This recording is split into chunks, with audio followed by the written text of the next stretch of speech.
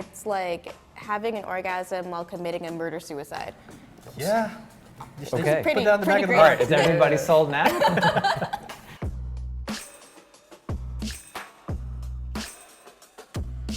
I love kind of talking video games at the office because everyone has their, unique perspectives and their tastes and what they consider their favorites and what they don't like. Sometimes I'm shocked by what someone might not like. Making the case for a favorite game of yours that other people might not necessarily appreciate or dig. What are some of yours?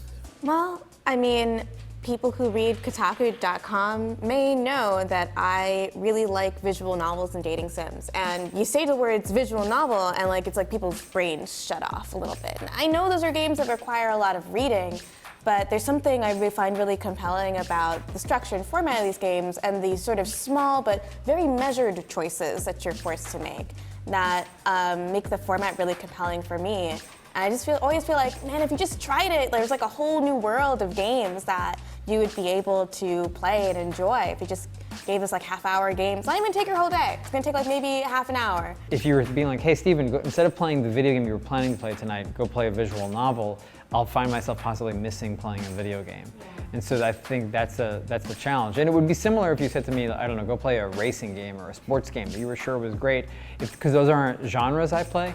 The thing you have going for you is that they don't take a lot of time. Yeah. So it's reasonable for you to be like, just give half an hour of your life to this. Yeah. So I tried, what was the one everybody was all excited about last year that has the big twist? It was Doki Doki Literature Club. Okay, and the problem there, Gita, is that it takes hours to get to what's good in that game.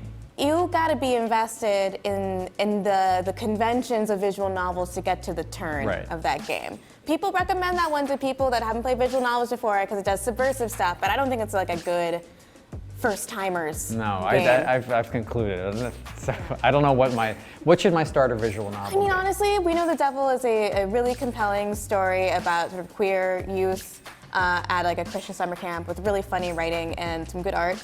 They are also about to come out with a game, the same creator's about to come out with a game that has a more sci-fi element to it about giant mechs and messy relationships. And I'm really looking forward to that one, so maybe just wait for that, because it gives you more of that sort of video gamey flavor over it with the sci-fi elements and stuff. It's easier to get into the headspace of, I'm gonna play this now, if you think, well, this is like a comic book where I make a couple of choices. These are established characters, but the hook of We Know the Devil is the pairing of three characters. As they say, three's a crowd. And there'd be points in the story where you're gonna have to decide what character you want to exclude from the scene. And so it's about the sort of dynamic of three people who are figuring themselves out, where just inevitably, because of how young friendships work, someone's going to feel a little ostracized, and you have to make the choice of, well, who am I going to ostracize? And I thought sort of its understanding of teenage relationships was really interesting. I'm curious if you've ever been successfully converted somebody. Is there a person who was formerly a Gita Jackson visual novel recommendation holdout, who then you actually won them over? Because I find I cannot convert people. I got those games that I love that I proselytize, and I can't do it. I feel like I'm a failure there. No, even when it came to Game of the Year times, and I was for a very good reason, being you gotta play Doki Doki Literature Club, because I think it should be on the list. People were like, what the hell's wrong with you, Gita? This game is not my thing at all. Jason played it and just hated it so much. It was really funny. I think you tweeted out a little while ago that games are, sort of like these musical instruments, and that each genre requires a different sort of skill set. I think that's a big part of it for me is speaking of which, I personally love rhythm games, and those are I think really tough to sell to people just because they require such a high level sometimes of dexterity and timing and rhythm. Some people unfortunately don't have that. So what's the one you recommend to people? So I even go back to Amplitude on PS2 or Frequency even before that. Now, they kind of re-released Amplitude a while back, and I don't remember it doing too well, but I remember being so excited for it. And for whatever reason, I'm always the one, if we ever go to an arcade, to like hop on a DDR machine or try some weird rhythm game that has like 20 colorful buttons. So have you successfully converted anybody? Back in the day, I remember I was like this sort of DDR evangelist in my school, and it was like kind of embarrassing because DDR is it's sort of embarrassing to play in front of others, especially if you're starting out.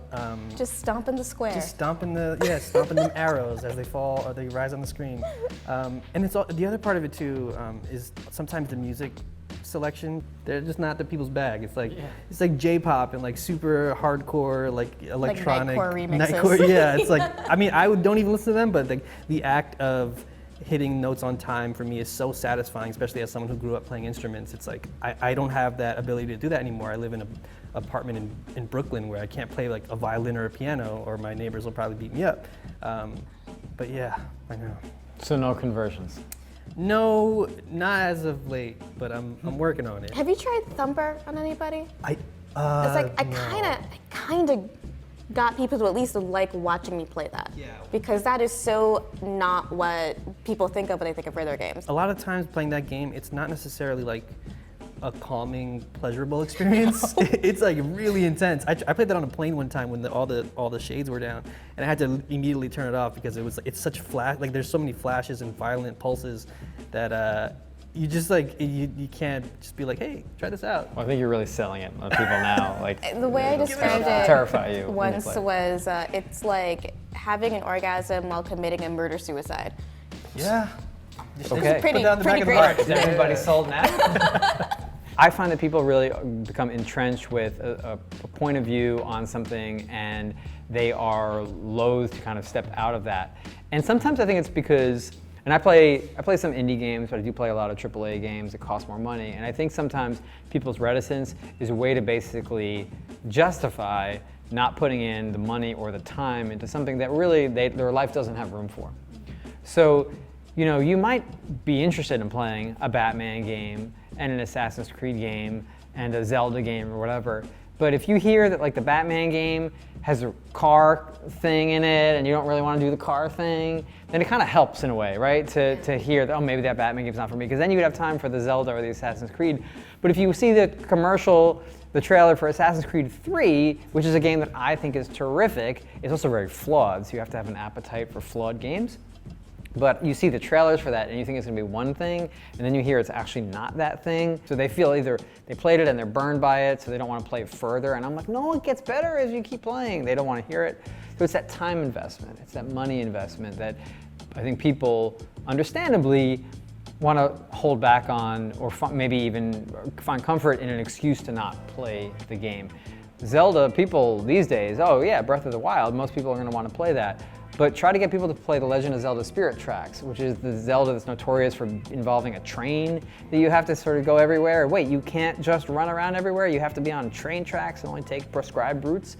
And people aren't into that. And I said, well, but if you keep playing, the train eventually gets more cars, and you basically carry characters from one town to the other. And how many other Zelda games are basically about like sort of like societies meeting and intermingling, and it's actually like in a weird way like a celebration of integration, like because Zelda games are like the Gorons live here and the Zoras live here and never shall they meet and all the other games, and this is a game where like they all move in with each other and it's actually kind of cool, and your train gets a cannon and there's all this stuff to fight, but none of that at the beginning. So who wants to listen to me and spend 10 hours, 15 hours, 20 hours to get to the good stuff? I always go on about the homestead in Assassin's Creed 3, which is this completely peaceful zone full of all these non-violent quests that involve basically building this society of sort of outcasts together, and it's sort of like a microcosm for like the founding of the United States, and sort of deals with some of the issues because the main character is Native American, and so the game is sort of imbued with all of this sort of anxiety about what the Europeans actually did to the native people when they came there, and so this is like an opportunity to explore that in a different way. Now the Native American protagonist is basically founding his own society, and sort of what happens with that. Sounds interesting, right? But play 15 hours to get to that. I mean, that game, you have to get through playing as a whole other character before you get to play as the character they advertised. People don't want to do that. I don't want to do that. But see, you kind of sold me on that. The other part. Yeah, all the other parts that you're describing sound great. Yeah. I'm a sucker for a game where you can basically like invest in sort of like build up a camp. I hear that Metal Gear Solid 5, which I still haven't played, it's all about like recruiting people to build up a base. If I can build a base in a game, I'm so into it. That actually reminds me, Dragon Quest Builders for me, when it came out on Switch, I finally got a chance to play it. And speaking of like building up a community and building up a base of people, like that game for me, I'm always telling people like, well, if you like Minecraft, but you don't want to do all the like Minecraft like Dragon Quest Builders is great. Like, and it's also got like, you know, direction for people who need that. And yes. Yeah, I love that game. Jason is the big proselytizer for that game. Several years in a row has told me and others on the staff that they need to play Dragon Quest Builders. It's real good. How you're going to add to the chorus. I've been trying to get Kirk to play Assassin's Creed Rogue all the way through.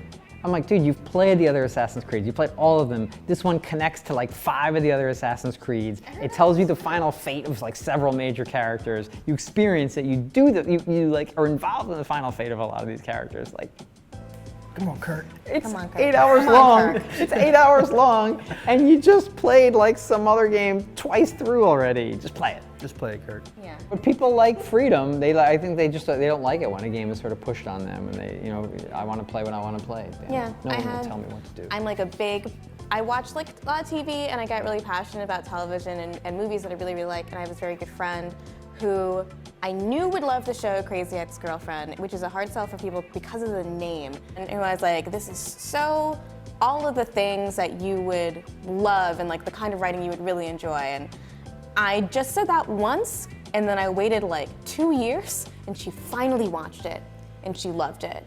And I think that really is just the key. It's just to send that recommendation over one time. Like message in a bottle, and Yeah. just trust Like, you know, it'll get to You know, where it needs to someday, go. Try it out. maybe No someday pressure. they'll try it out, and you'll get like this really nice like Kurt. text message or you know Slack DM. It's like, you know what, Gita, I really liked it.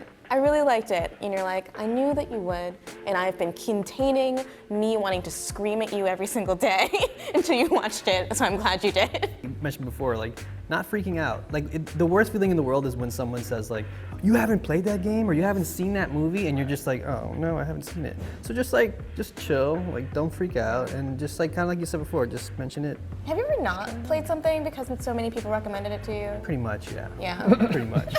It's like, all right, come on, I get it. The reason why I hopped on the God of War bandwagon so quickly is because I knew if I waited like 2 or 3 days longer, just based on the way Jason was talking about it before the game came out, I knew if I waited until the game came out, I would be predisposed to be a contrarian because of how much people were gonna like it.